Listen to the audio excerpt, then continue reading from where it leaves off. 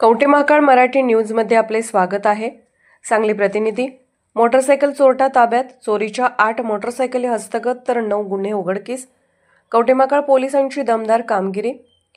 सांगलीच्या कवठेमहांकाळ पोलिसांनी दमदार कारवाई करत चोरीच्या 8 मोटरसायकली हस्तगत करून 9 गुन्हे उघडकीस आणले असून एका चोरट्यास ताब्यात घेण्यात आले आहे। गुप्त बातमीदाराकडून मिळालेल्या माहितीनुसार कोगनोळी ते पांडेगाव जाणाऱ्या रस्त्यावर एक व्यक्ती चोरीची बुलेट मोटरसायकल विक्री करण्यासाठी येणार असल्याची माहिती मिळाल्यावरून त्याला ताब्यात घेतली असता त्याने आपले नाव ज्ञानू अण्णप्पा खोत, वय वर्ष 25, राहणार कोगनोळी, तालुका कवठेमहांकाळ असे सांगितले।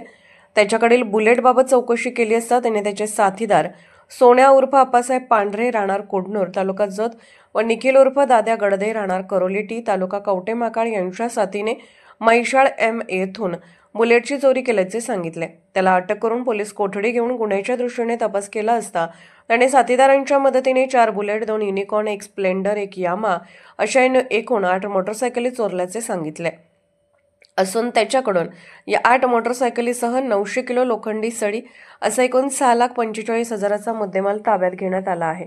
मिरज ग्रामीण, जत, कराड, अतनी या पोलीस ठाण्याकडील एकूण 9 गुन्हे उघडकीस आणले आहेत। या गुन्ह्यातील 2 संशयित फरारी असून त्यांचा तपास सुरू आहे।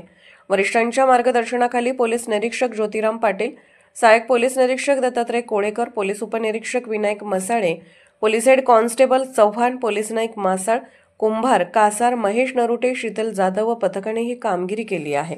कवठेमहांकाळ मराठी न्यूज, मुख्य संपादक विद्याधर लोंढे।